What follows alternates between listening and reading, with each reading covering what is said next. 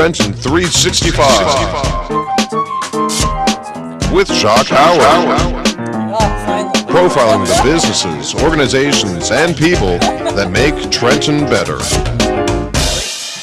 You know what the easy thing that's already set up? Yeah, really. Hello, friend, and welcome to the Trenton 365 show. Oftentimes, as you know, behind the scenes, we're running around doing lots of things, getting things ready, but that was what tonight was, but I am doing well. Thank you for tuning in for the Trenton 365 show. I'm your host, Jacque Howard. You can send me an email, Trenton365show@gmail.com.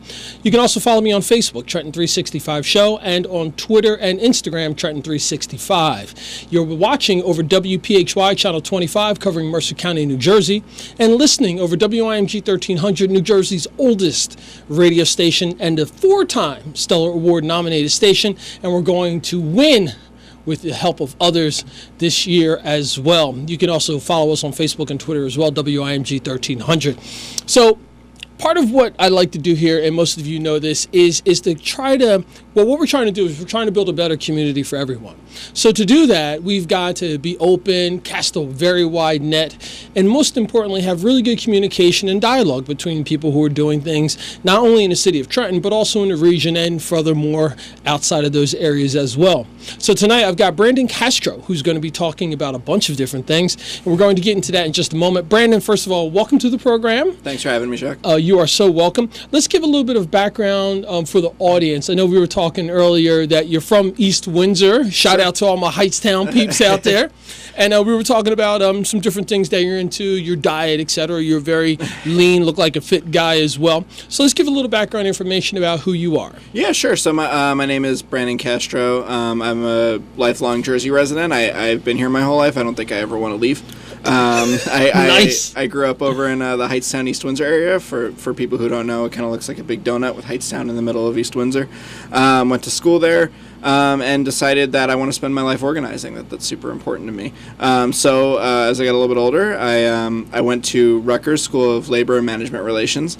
I learned all about labor and the labor movement, and then eventually through my time at Rutgers, I came to intern at the Work Environment Council. The Work Environment Council, I now am a campaign organizer there. The Work Environment Council is a coalition of 70 different organizations fighting for safe, secure jobs in a healthy, sustainable environment. What that means in practice is that we try to cross the wires between sort of the perils of the environment, climate change, environmental devastation, ecological devastation, and how that affects labor, and talking about labor unions and workers in general who might not be lucky enough to be represented by a labor union. And at the Work Environment Council, speaking of casting a wide net, I organize a campaign that we call Public Need Over Corporate Greed, which is in partnership with Runaway Inequality, which is a national campaign from author Les Leopold at the Labor Institute.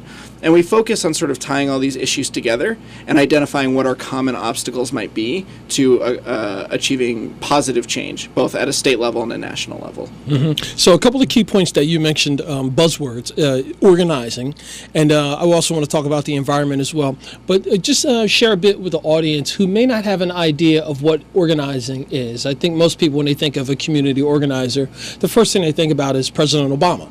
Sure. Who I think was probably at the forefront, the most famous, yeah. But there's a long history about community organizing, and can you just elaborate on that a little bit? Yeah, sure. So I think one of the most important distinctions for me when learning about what an organizer is learning that about sort of the difference between an organizer and an activist, right? Many of us care very deeply about a lot of various issues. I think it's an organizer's job to seek out potential activists, people who are willing to make change. And then sort of give them the tools they need to make that change for themselves, right? So it's not necessarily always an organizer's job to do fun things like come on a radio show, even though I love being here. I'm here to talk about this stuff, but in the long term, I think when you organize, your goal is to bring people together to make the change that they want to see in their communities. And you, in the long term, will find yourself taking a step back and let them enjoy the sort of reap the benefits of their efforts. Mm-hmm. And I'm speaking with Brandon Castro. We're going to get into some of the details about how you can contact him and about some of the specifics about his work, what he's working on, and why we're going to be talking about an event that's coming up. But But Brandon, I'm glad you said that about organizers and activists, because I think that a lot of times people can't really differentiate between them. They kind of get this idea that someone's coming into the community, or who's someone who's in the community who wants to do a particular thing. But as you so eloquently put, an organizer is not necessarily the person who has to be up front. It Sure. may not truly embody exactly what that movement or that issue is, but there's someone who can help connect the dots, maybe meet the right people, secure a location for something to take place, bring someone else in areas of expertise, and therefore this the overall umbrella of what's trying to be accomplished is more along the lines of what the organizer does. Yeah, absolutely. And, I think, in my own experience, I find that as an organizer and with a lot of the organizers I've worked with, we have the capacity to offer a tool set. That's what an organizer does, right? So, for example, I could never ever claim to represent the vast majority of people in New Jersey, right? For example, New Jersey has one of the highest populations of undocumented immigrants in the country. I believe we're like third or fourth, something like that. I'm not an undocumented immigrant. I can never represent those folks. But what I can do as an organizer is if I work with an organization that might fight to protect rights for undocumented immigrants, I might be able to offer a certain tool set. I might be able to say, here's the educational materials we have, here's the tools we have that can sort of help you in your battle for liberation or protection or rights, right? And then as an organizer, it's my job to be able to take that step back and say, I'm not an activist here. This is not my battle per se, right? But it's something that I firmly believe in and want to offer sort of my skill set to that fight.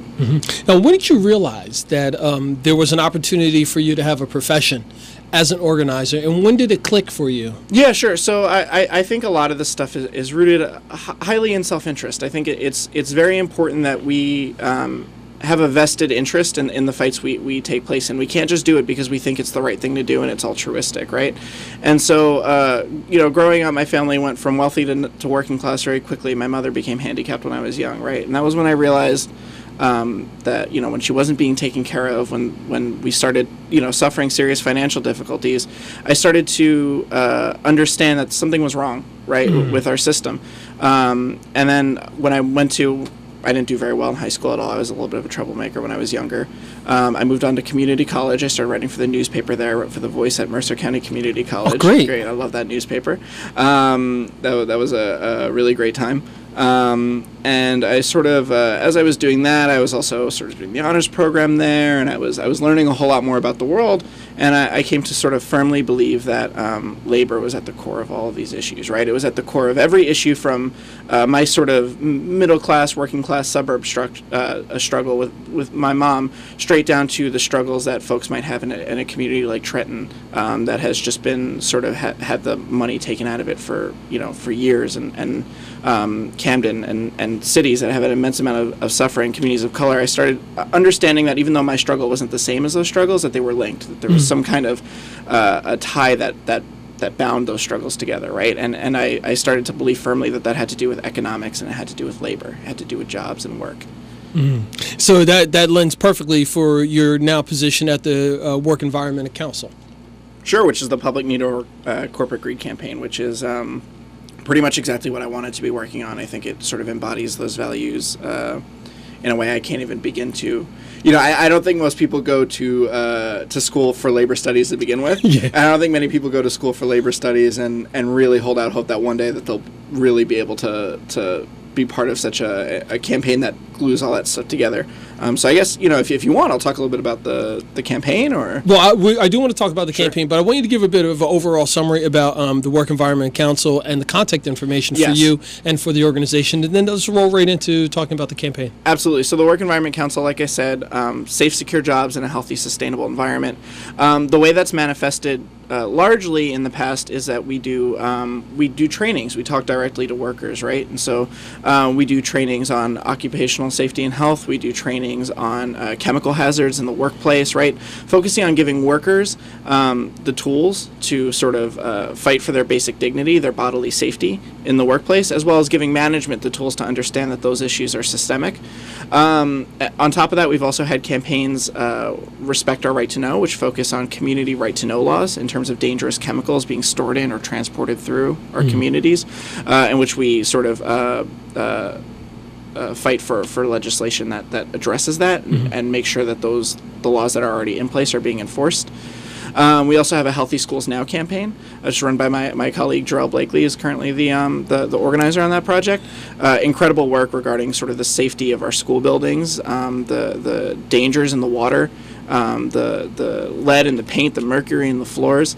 They've done really an incredible job of bringing students and teachers together, right? And this is another campaign where training, right, one-on-one conversations or face-to-face conversations with a big room full of people have gone on to the point where now they're bringing in students and they're training students how to look out for these things and how to worry about things like how to map out hazards in a building, how to hazard map their own school buildings, right? So giving young people, young activists, these tools very early to start sort of really delving into their basic dignity and safety and bodily health. Good. What's the contact information for the organization? Sure. So the Work Environment Council, it might be best to go on our website, www.njwec.org.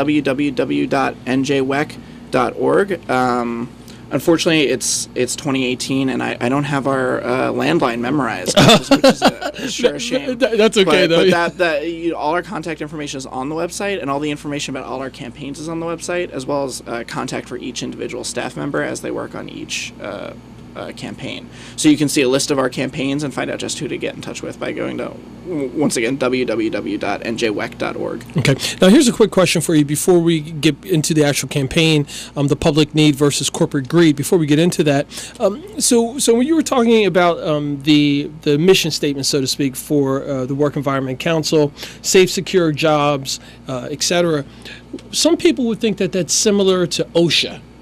Could you explain like how that differs? Yeah, sure. No, well, OSHA is maybe the most comprehensive policy ever passed for worker safety and health ever, right? And so a lot of the training we do certainly factors into OSHA regulations and how they apply to workers, right? Before OSHA was passed, I don't know the number off my head, but some absurd amount of workers died every week. It was over 100 workers would die in the United States every week, right? That number's been pared down to, I believe, about 14. So it's, OSHA is one of the most comprehensive policies ever passed in the United States to protect workers and workers' bodily health and safety. There's an old adage that, we just come here to work, we don't come here to die. That's the expression, right? And so WEC sort of sees its work in doing trainings on occupational safety and health as critical, right? And sort of continuing that, because even if that number is smaller than it was before OSHA was passed in the 70s, if that number is one, if one worker dies a week at the job, one worker goes to work and doesn't come home, that's a problem, right? And so giving workers the tools to understand OSHA regulations, health and safety in the workplace, and even health and safety measures that OSHA might not cover, even though maybe sometimes it should. Okay. That's a big part of, yeah. Okay, great. Well, thank you for clarifying that, because I know that some folks in the audience immediately when we were talking about worker safety, the first thing that clicks, because it did for me even as well, is OSHA. And thank you for clarifying that. No problem. And we'll get into some more details in just a moment. I'm speaking with Brandon Castro, and the website of the organization is NJ, like New Jersey, WEC.org,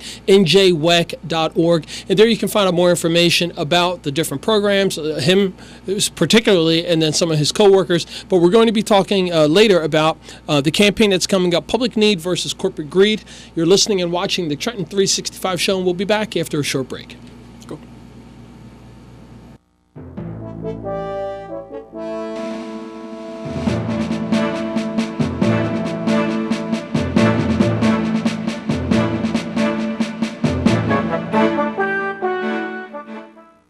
The 25th season of Trenton Thunder Baseball is here. Join us for affordable family fun all summer long at Arm & Hammer Park. Tuesday nights are Super Value Tuesdays with $1 hot dogs. Friday nights will feature Pork Roll Fridays as the Thunder become the Thunder Pork Roll. Post-game fireworks follow the game every Thursday and Saturday night throughout the summer. Create a lifetime of memories at the Trenton Thunder. It all starts at TrentonThunder.com. Thinking about kickstarting your education? Catch up or get ahead with summer classes at Mercer County Community College. Registration is now open. Classes begin May 21st. There are 3 summer sessions to choose from in order to fit your schedule. Register and learn more at mccc.edu/enroll. Mercer County Community College, moving you forward. This commercial was produced by Mercer students.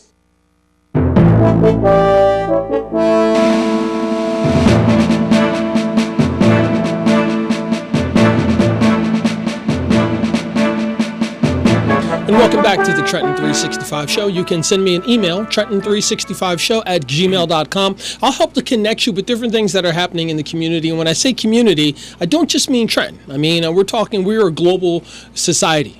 So if there's something that I can help you out with, and it may not be relegated to specifically Trenton or Mercer County or even New Jersey, if there's some things that you have on your mind and you're connected to me via this program, let's have a conversation. Let's chat. Maybe we can do an email or something like that. We can figure out how we can connect some dots.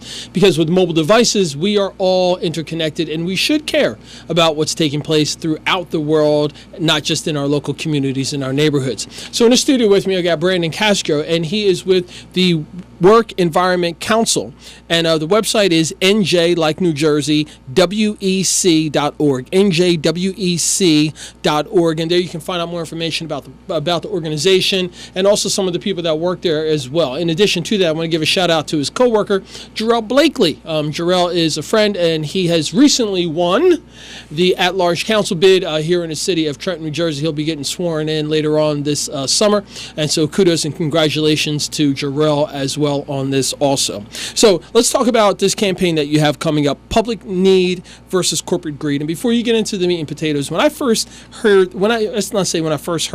hear that, immediately one of the things that comes up is thinking about the inequalities. Sure. With finances, and then I think about it like here in the city of Trenton. I'm surrounded by municipalities that are more financially sound, more fiscally responsible, better schools. Sure. Appears to be a stronger structure with the environment, etc.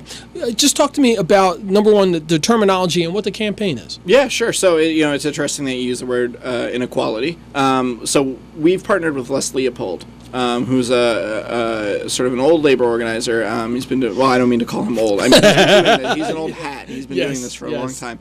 And Les sort of wrote this book called Runaway Inequality, which actually sort of serves as our textbook. It's an excellent training tool that we've been doing because that's exactly what we want to address, right? We want to address systemic inequality, right? Because a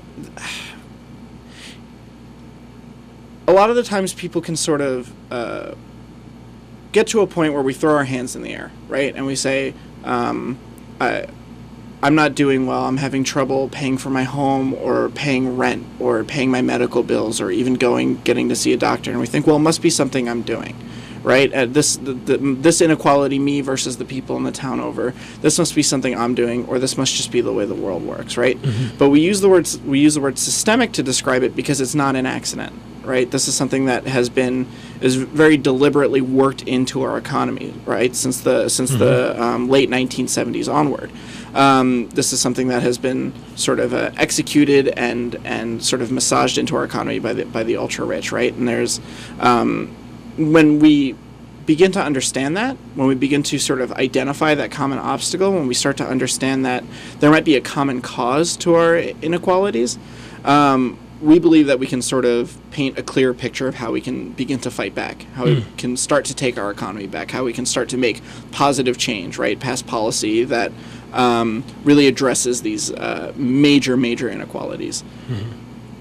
Now, I want to drill down on what you said about policy, because the impetus behind my program is civic engagement. Sure. The more that we have, the larger percentage of the population that are civically engaged, meaning from soup to nuts. They know their neighbors. They know what to do if something goes wrong. They know who to contact. Those different things are the backbone that makes up a community. I like to use as an example when folks who live in depressed environments, when they like to travel to nicer places and say, oh, look how beautiful it is. It's clean. There's trees. There's lights. There's things to do. There's shops. The schools are good. And I always tell folks that is because they have a large percentage of the people in those communities who know what's going on and know how to get things taken care of.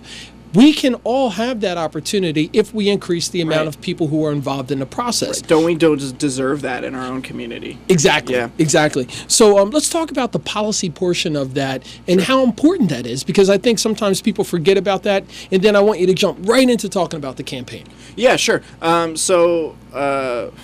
Well, policy gets complicated, right? Because you could talk about policy on the national level versus the state level and versus the municipal level, and how those things sort of ricochet. You want to talk about policy a little bit, it kind of becomes a long story. And this is part of the way we've structured this campaign, right, is to paint a broad picture, right, a historical picture. So these things become clear. And so these economics, which usually seem distant and irrelevant to us when we hear about them on the news and TV, can sort of become clear, and we can understand how these things affect us directly. 1970s were a tumultuous time, if we can get like a little historical here, right? We had a horrible economic crash called stagflation, oil boycotts, people were not happy. And, you know, there was a lot of social upheaval in the 1960s, and a lot of old people saying, you know, I don't know what the heck is going on here. And you start to sort of see a shift in policy towards what they call the better business climate, right? And the myth here was that if you cut taxes for corporations and you cut regulations for corporations, you know, the biggest corporate regulation is unions, right? So they went on the attack for unions. And you increase privatization, then supposedly you'll see an increase in spending, an increase in jobs, and all boats will rise, right? This was the sort of myth.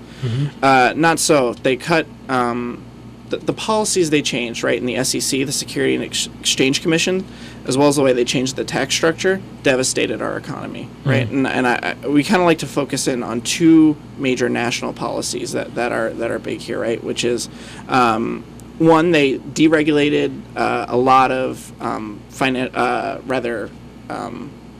private equity activity and hedge fund activity, right? And so this meant that corporations could borrow, or rather that investors could borrow money, buy a corporation with borrowed money, and then saddle the corporation with that debt. In practice, what that meant was that the workers inside of that corporation would be stuck paying off that debt, right? Because you're going to cut wages in order to make up that difference. And then number two, in the SEC, was a regulation called 10b-18, right? That is the regulation pertaining to something called stock buybacks. And this gets a little bit in the weeds.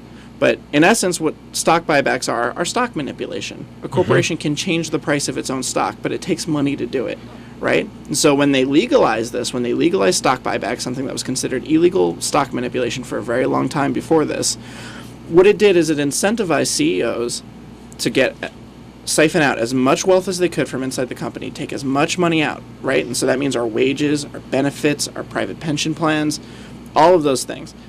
Suck as much of that stuff out, get rid of the unions as much as you can, fill your own pockets, fill the corporate pockets, so you can take that corporate money, the corporation can buy back its own stocks, retire them, which inflates the price of the stocks, it inflates the CEO's pay, and it inflates the pay for the shareholders as well. Increase that larger gap between the wealthy and the people who are not wealthy. Right, and our goal when we go more in depth with this is to sort of train the folks we talk to on these issues so they can sort of start to understand these economics, but then bring it back down to Jersey policy and talk about New Jersey, right? And so what can we do in solidarity at the national level? What can we do and get involved with at the state level? What can we even get involved with at the municipal level? I'm never the expert on that, right? That's our activists are the expert on that, right? People who come from those communities, Yes. they get to tell me what their issues are, and we get to lend them the economic tools, right? So we can sort of begin to train members and train activists on maybe what the exact economics of that are and how it pertains to this larger picture of the stock buybacks and the private equity firms and the hedge fund activity. And therefore how that affects individuals in the local community. Yeah. Yeah. All right, great. So let's Top to talk. bottom. Yep, let's talk about the campaign now. Public Sure. need versus corporate greed. Some details about when it's happening, who can be a part of it, etc. Yeah, so it's primarily an educational campaign, right? Our goal is to create sort of an army of educated workers, families, normal people, however you might identify. We want to create an army of normal people who have the sort of educational tools to sort of go in and decide how they want to be an activist and defend their communities from this sort of the sort of damaging of our economy, the siphoning of wealth from our economy. And so the way we go about this is, like I said before, as an organizer, I can't just sort of run into somebody's community and take in all the credit and take the spotlight, right? That we can only offer tools, right? And so what we do is we do train the trainers. This is sort of a self-explanatory expression, I think, but what that essentially means is that we train people so that they can go out and bring it to their communities in the way that they see fit. So maybe that might be a labor partner, right? That might be one of our partner unions, or that might be an environmental group that has lots of activist membership, or it might be a local community group, right? That fights for an improved community, right? Like more public parks or something along those lines. And so what we do is we sort of get folks together for a train the trainer. We just run through the materials. We get folks who we know are interested. They're partners who are engaged in this material, want to learn, want to do more with this, and we bring them in and we teach them how to take it out and take it to their communities. So far, we've trained 75 trainers who have gone out and trained over 1,000 activists.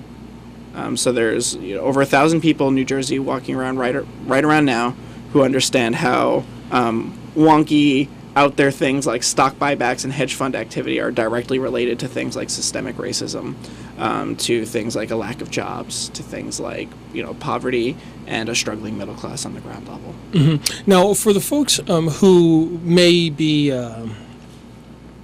so separated from this idea, they're downtrodden, disenfranchised, etc. It's just a lot easier, I think, for some people to throw their hands up, like you mentioned earlier, and say, this is too big for me, this isn't my thing, I'm Sure. moving, I'm out of here. And what I've been trying to tell folks is that regardless of where you go, these entities are still existing and still will have an effect on your life. So it behooves you to figure out, how do I manipulate my current situation, improve my situation so I'm not as affected by what's taking place. What do you say to those folks who say, this is only happening in this community and I'm out of here, I'm going someplace else? Sure. So those are the silos that we want to break down. We call them silos, right? Because we've created an economy where people are so concerned about just surviving. Whether you're part of the middle class or you're impoverished, you are so concerned with surviving, just making sure there's food on the table for you and your kids, that you can enjoy yourself, have some leisure in life, those things, right? Making sure that we can even get a hold of those things silos us. It makes us think, well, these are my issues and that's someone else's issues, right? Part of painting this broad picture is to connect all of these things, to help us to understand that there is no such thing as a community that doesn't affect somebody else's community, right? That there's no policy that doesn't have a massive ripple effect, right? Our materials are very deliberately written in such a way that you don't need to have a 4-year degree in economics to understand them, right? They're deliberately written in such a way that this is for folks who might not understand economics, but they will when they're done with our training, right? They can be, because here's an important thing for us, right? Economics is difficult. You can get in the weeds. It's wonky. Budgets are very, very difficult. These things are very difficult to understand. Not so difficult that working people cannot understand them, or that people who didn't get a 4-year degree in economics can't understand them. Your degree might be in the humanities. Your degree might be in the sciences, or something that isn't economics. You are still capable of understanding these things and how they affect your life and how they impact everyone else's life around you, right? How this sort of this this ripple effect occurs. And so our materials are written very much with that in mind, that the people sitting in the room might not be economic policy wonks right off the bat. Mm-hmm. Now, we're just about up at the end of the program. So going forward, is there a particular event that's coming up where people can actually go, they can sign up, they can attend, or are you open to going out and having conversations and getting more people engaged? Yeah, absolutely. So we always want to engage more people, right? So we have a Train the Trainer coming up, right? So that's the event I talked about where we'll train you to go out and bring these trainings to your community. It's a brief application form to fill out. If you go to njwec.org, like we talked about, njwec.org, you can find it on there. If you want the specific link, it's njwec.org/public need. But it's not too hard to find it on the homepage of the website too, if you don't want to type in the backslash. And right there you'll find under campaigns, you'll find public need over corporate greed, and under that tab you can apply to be one of our trainers. And if we think you're a good fit, we'll call you up and ask you to join us. We have a training coming up on at the end of this month, May 31st and June 1st. We still have a couple seats open there. And then we also have another training coming up July 14th and 15th. I've got to end it right there, Brandon Castro. I hope that you'll come back and we'll talk about a bunch of different things and follow up on this. And who knows, you may end up seeing me at the trainer as well. So thank you very much. Thank you so much for having me, Jacque. All right, you've been listening and watching the Trenton 365 show. I had Brandon Castro of New Jersey Work Environment Council. Website is njwec.org. The link will be up on the Trenton 365 social media sites as well. Stay tuned for the rest of the program.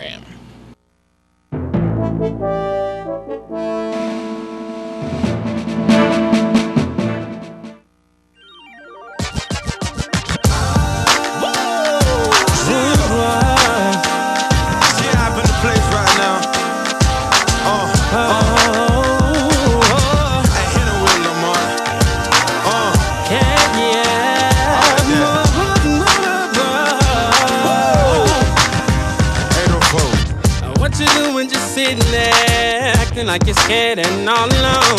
Can't you see the spirit's really moving? So get up out the seat and get your praise on. You see, now is the time for you to get your blessing.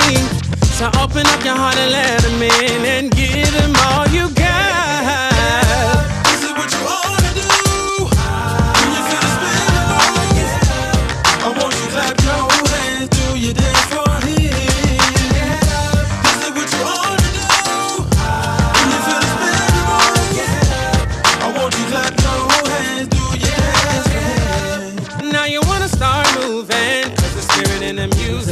It got you into it. Now what you feel inside, you can't deny it. So get up and dance while you got the chance now.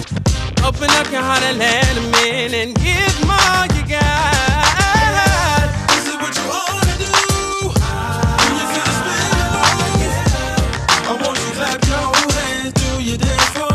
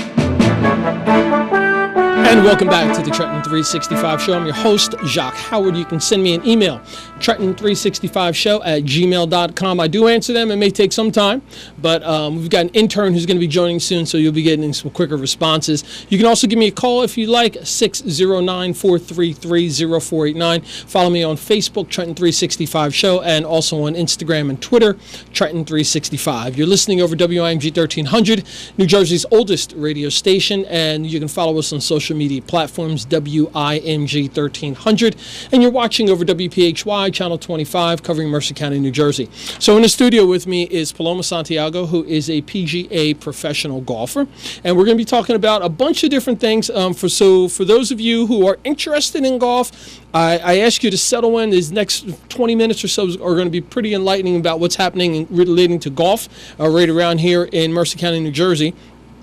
And if you're not a golfer, I want you to pay extreme attention, because you're going to learn a little bit about the game, but you're going to get to learn about this amazing young lady, this young woman who is doing some amazing stuff regarding golf, and some of the passions that she has for growing the game of golf, not only here in Mercer County in New Jersey and in the States, but also in other places like her native land of Trinidad. So without any further ado, I've got Paloma Santiago here. Paloma, welcome back. Thank you for having me. Oh, it's my pleasure. So I also want to tell folks this. So this past weekend, with the Trenton Photo Club, and through some things I do with art through Amans Brindled, we actually had a photo shoot. And we had a dozen or so models come out, male and females, very diverse, different body types, different styles. And they came together to showcase their style, their particular style, and the Trenton Photo Club did a great job of documenting this, and that's all over social media. And the name of the event is Trenton Style Series. Yep, that's right? Trenton Style Series 1.0, and we've got the 2.0 coming up soon. It's crazy. It's my event, and I don't even know the name of it. I guess my brain is just rattling too much. But Paloma, you were there, had your bag, had your gear. We got some awesome video of you and images of you with your clubs in downtown Trenton, etc. Let's just talk about your experience this Sunday with the Trenton Style Series event. It was really great. There were a lot of artists, a lot of photographers, and it was great to see the artists trying to bring out the greatness of Trenton and the greatness of Mercer County, and how we can all come together and just have a good time and embrace what great things Trenton has to bring. So it was really great. I had a lot of fun, and I saw a lot of people that were very talented. So it was really inspiring to see what comes out of Trenton. Oh, that's great to hear. And you are a Trentonian as well. Yes. And so I know you went to school in Lawrence, at Lawrence Public High School, and you played golf on a team there. How did you get involved in golf? I started my golf career in Calwater Park, believe it or not, with Mr. Chubby Blackwell when I was 9 years old. It was just pretty much like coming out Saturdays and just learning the game of golf, learning what golf can bring, what opportunities golf can bring. It taught me life skills. So I started with that. I also did some personal training with PGA coach Anthony Latham at Roycebrook, but a lot of it did come from Chubby Blackwell, who did help me and uprise my upbringing, and a lot of credit to my mom. She took me everywhere, never gave up, and she let me follow my dream. Mm-hmm. And we're going to talk a little bit about that, because I think that it's important for people who are parents and guardians to recognize that their support is very, very important. As a matter of fact, let's jump right into that right now. Mm-hmm. Let's talk about the support that you've received from your mother and from others, and how much it's meant to you. It's meant a lot to me. Without her, I don't even think I would have gotten into golf. It was either golf or soccer, and she's like, you know what, let's do something different. Let's see what opportunities bring out of this. And believe it or not, I was talented in it, so we kept it going. I probably would have gotten hurt playing soccer anyway, but it was really good. I remember she used to be on me very hard, and there was at one point where I was like, okay, you know what, I can't do this anymore. But then when I stopped playing golf, I was like, oh my gosh, I miss this. It was like I couldn't get away. So she really supported me through what I wanted to do. She stopped coming to tournaments, but it was because of my mental game. But But she was very supportive. She drove me everywhere, drove me 45 minutes just for an hour lesson.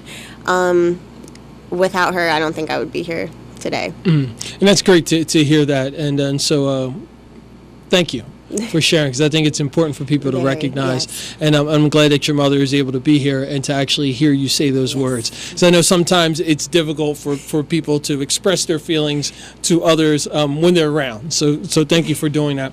So at 9 years old, you pick up this game of golf. Your mother kind of introduced you to it. You had some local support, etc. So from 9 years old to when you got into high school, just talk about what it was like playing in high school at Lawrence High. So Lawrence High only had a men's golf team. It was very intimidating, but the coach, he was watching me since middle school. I played in a lot of tournaments in Mercer County, so he would constantly see, like, oh, let me see who I can recruit.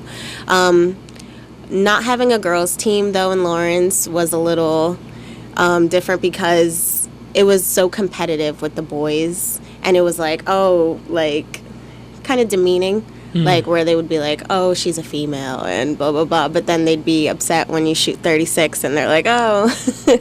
But it was good. It helped me to be very strong and very competitive.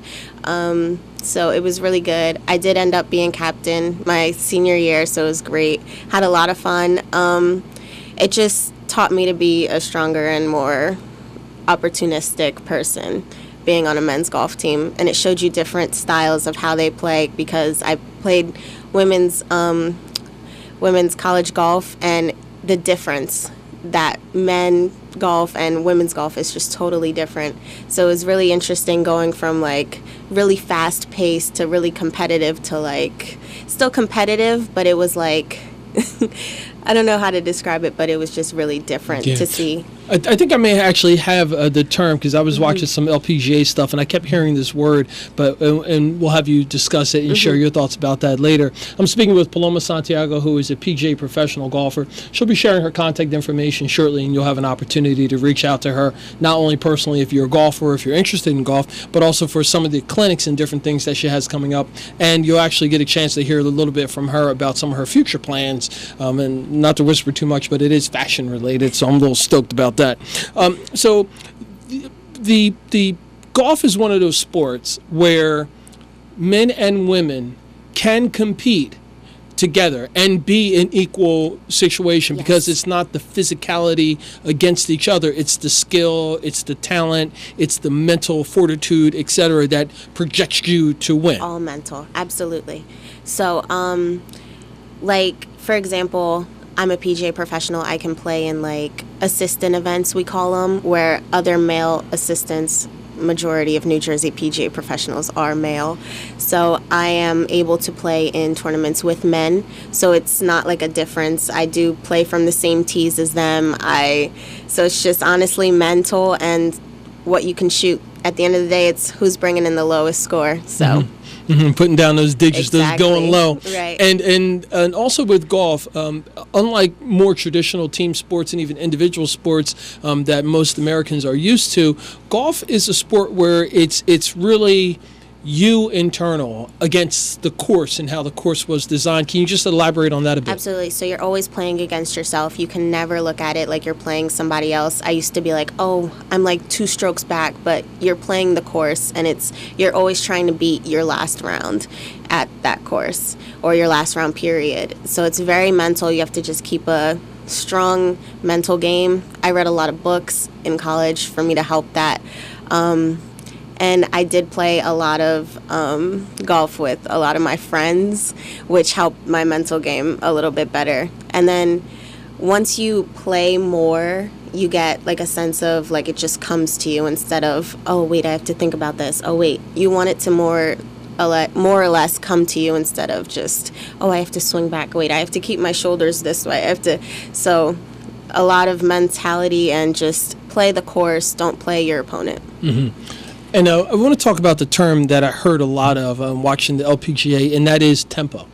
And I hear it a lot more watching LPGA tournaments as opposed to the men's tournaments, because sometimes, and I think that this may be also because of like when Tiger Woods was at his peak and then Phil Mickelson, there was a lot of competition between the different golfers, and then it was this physicalness to like how fast they were swinging, how hard they were hitting the ball, launch angles, and all those things. But you don't necessarily hear that when you're listening to LPGA. Do you hear them talk about consistency, tempo, etc.? Can you just share a bit about that? So a lot of the PGA Tour events and LPGA Tour events, a lot of the PGA Tour events, which is male dominated, is more like, oh, let's see how far they can hit it. A lot of people that are learning their swings and everything, they watch a lot more female LPGA events, and they see that tempo is where it usually is. And the PGA Tour does have that mentality where it's like tempo, but those guys are strong and they can rip it. Unlike, there's some women's that can hit it really far. It's just they're consistent with their tempo, so it's like consistent with their score as well. Great. I'm speaking with Paloma Santiago, who is a PGA pro, and she's been sharing a bit about her history. After the short break that we're going to have in just a few moments, we're going to be talking more about what she's doing locally with clinics, etc., and how you can connect with her. And in addition to that, she's going to let us in on some things she's looking to do in the future with some fashion. You're listening and watching the Trenton 365 show. We'll be back after a short break.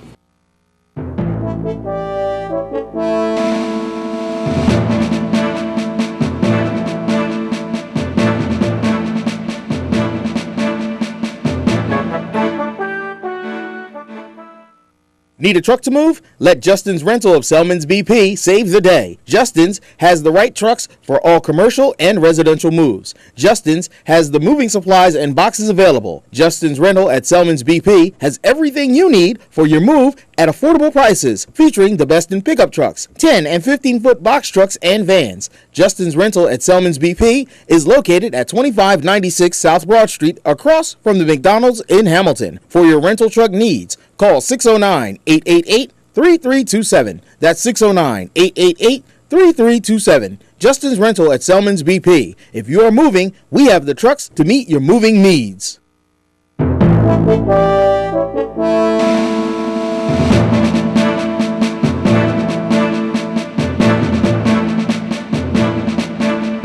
And welcome back to the Trenton 365 show, listening over WIMG 1300 and also on the website WIMG1300.com. If you're watching, it's over television via WPHY covering Mercer County, New Jersey.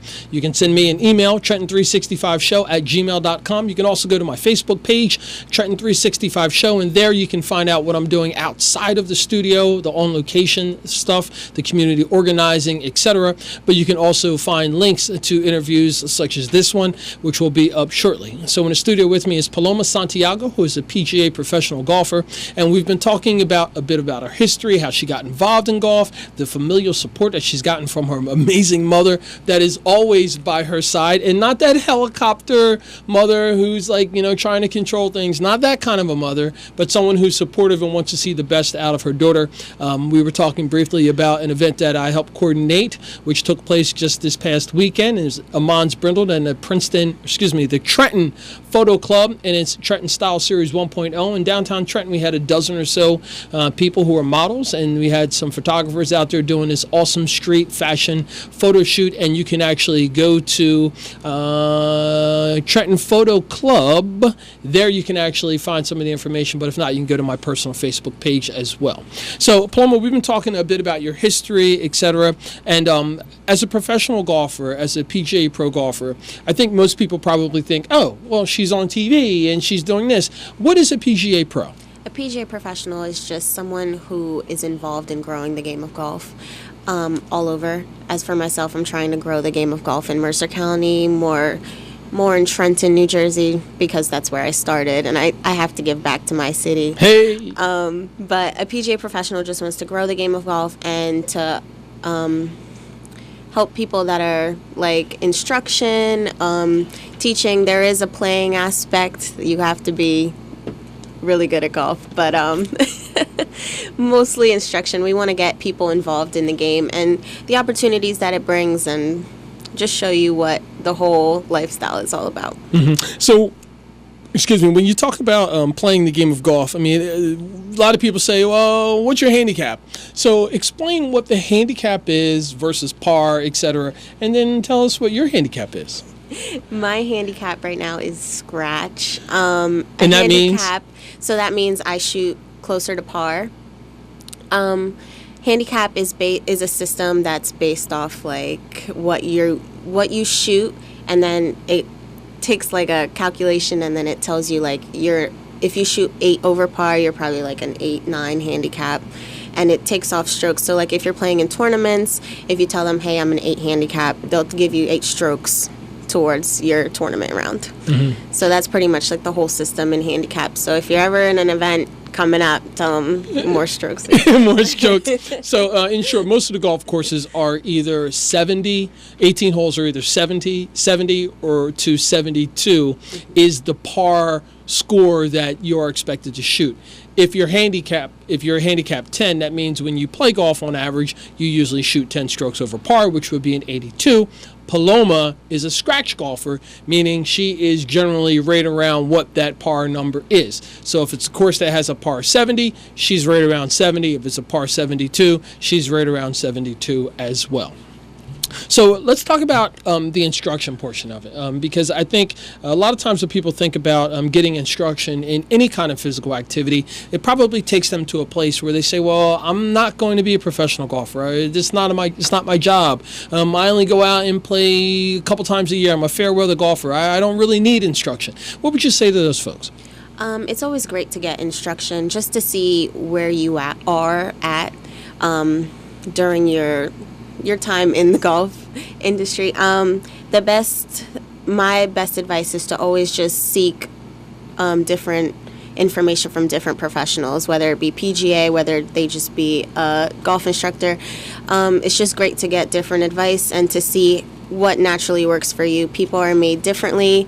People have different injuries. Some people know how to work with different injuries. It's always great to get a different perspective on yourself, and it's your body. You definitely have to shop for it. Mm-hmm. And I want to back up a little bit because I know when I started playing, and when I was playing a lot, I was a 22. So I am a true amateur golfer. I'm out there, I'm making a mess. It's more the enjoyment of being outside and hanging out with some people and interacting in the community. That's how I golf. But I remember people always saying, "Man, Jacque, you play golf. It's really expensive." Well, it's not everyone is a country club. I mean, there are municipal courses, and Mercer County has several of 5 where you can get a discounted rate county card to play the courses. And I like to tell people this: if you spend $50 on a day to go golf, and that would be your round of golf, and you bring your meal or whatever, or pick up something light at the turn, and we'll get into the golf terminology maybe at another visit, and you have your own clubs,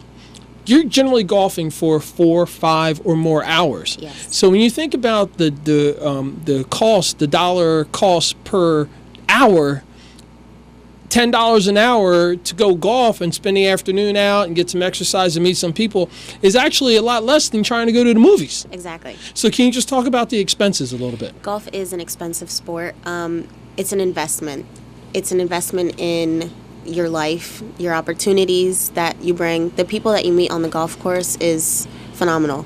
I've met people from Wall Street, from anywhere, all over the place, financial advisors, real estate professionals, and as soon as you play 4 rounds of golf, it's like you know them already. So it's just an investment in yourself. It's a great sport to play until you're 100 years old. So just keep it up. It's just a great sport to be involved in. And I'm glad you said that about it being a lifelong sport. I remember playing with a retired pastor one time, and I didn't know him. I know his first name was John, and he had just turned 82, and he shot an 82 when I was playing with him. Awesome. And he didn't hit the ball far. He didn't swing hard. He was just consistent all day long, right down the middle, 150, 180 yards all day long, get on the green, 2-putt. And it was amazing. And I remember talking to someone when I was playing a lot who was an author, and he was writing a book about the parallels of life and golf, and how the course is set up a specific way. You can't redesign the course. So you have to play within the parameter of the rules on the course. And when you get off into the woods, especially men, we think, I'm going to blast through these trees, when the smart thing may be to get out of trouble, get right back into the fairway. So can you talk about some of the similarities of life and golf? So similarities with life and golf. Life involved with golf, it's taught me a lot to be patient. There are core values involved with golf. Honesty. You don't want to cheat on your scorecard.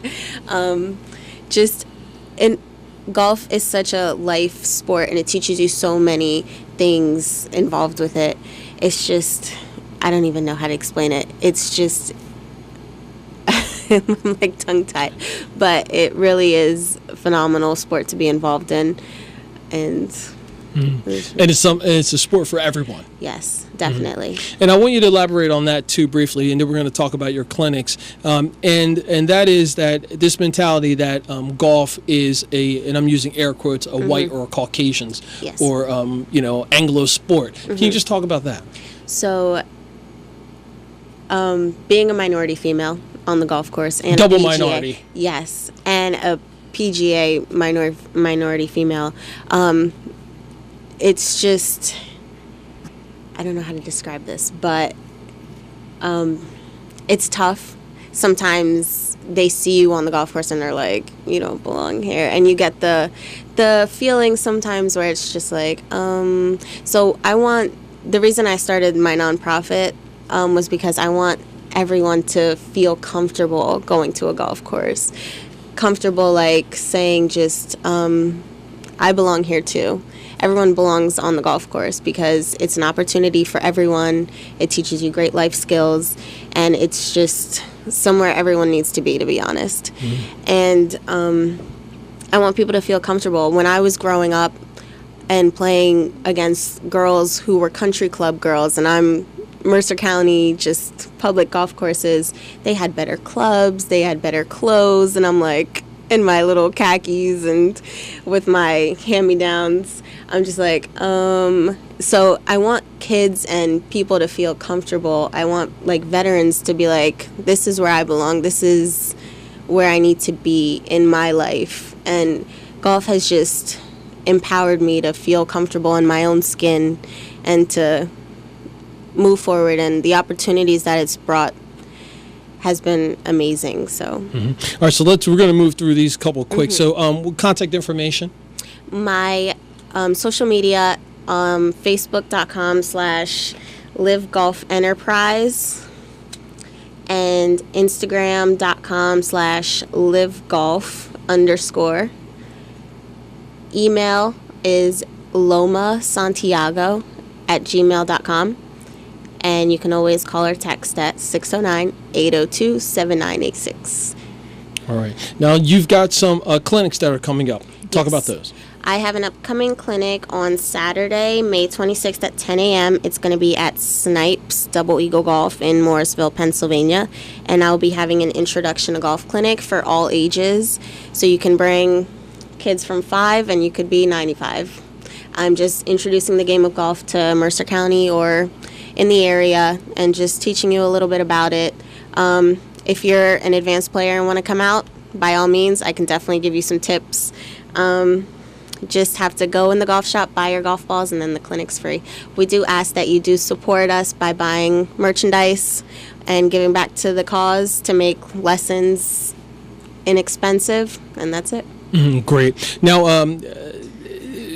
I don't want to make sure. I want to make sure that we don't miss this. But the fashion segment of it, because that's one of the things that I'm super passionate about, and we've talked about it. And we had an awesome lunch meeting at a Hot on the Spot Roadie Shop. Oh yes. Yeah, big up to the folks over there as well. You're passionate about fashion and how to interject that in with golf, and we've got a couple minutes left. So, golf clothes for women need to improve. Nike has been doing a great job. I love my Nike skirts. I love my Nike shirts. But there has to be something in the middle that's like funky for women, but then comfortable for women. There are times where I'm sweating on the golf course, and it's just like my clothes are uncomfortable. So there's like a medium where I do want to create comfort on the golf course, but yet align with the rules, of course, of the golf course and style. And I'm definitely looking to partner up with some people on that. That's fantastic. I've been speaking with Paloma Santiago, who's a PGA professional golfer. You can reach her in a couple of different ways. Through social media, it's Live Golf. Live Golf Enterprises, and you can look for her on Facebook, also on Instagram. If you want to send her an email, it's lomasantiago@gmail.com, or you can call or text her 609-802-7986. If you go to my Facebook pages, this interview will be up there as well. It'll be archives, but you can actually see some images that were captured over the weekend at the Mons Brindle Trenton Photo Club Trenton Style Series 1.0 event, where she was one of the models who was out there with her golf clubs. And in addition to that, you can find out about how you can support the efforts of her nonprofit, Live Golf, but you can also come out to one of the clinics, whether you're a beginner and intermediate, or I'm sure she'd be willing to take you on if you consider that you're someone who's advanced, because again, she's a scratch golfer rocking the area here in Mercer County, New Jersey. And I'm looking forward to playing with you sometime very soon as well. Yes. So final words, 30 seconds. Thank you for having me. I just want to help people in the Mercer County area grow the game of golf and just empower people to be comfortable in their own skin on the golf course. And I just want to thank you again for having me on the show. You are so welcome, and you are always welcome to come back. And hopefully, if my game isn't so bad, that Paloma will give me some pointers, and then I can share that going forward. So if you are a member at a club, Trenton Country Club, or some of the other private clubs that are around, and you want to get some media exposure and get a chance to meet a local professional golfer, hit me up or hit up Paloma, and let's see if we can work that out. We can do some awesome things as far as promoting and marketing your golf course and growing the game of golf. You've been listening and watching the Trenton 365 show every Tuesday night, approximately 8 p.m. to 9. I've been your host, Jacque Howard. Have a great night.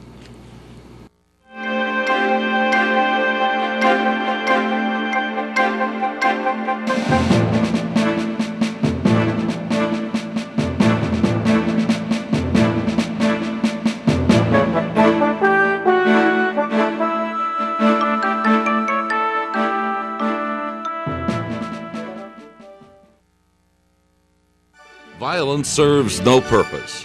1300 WIMG, Ewing, Trenton.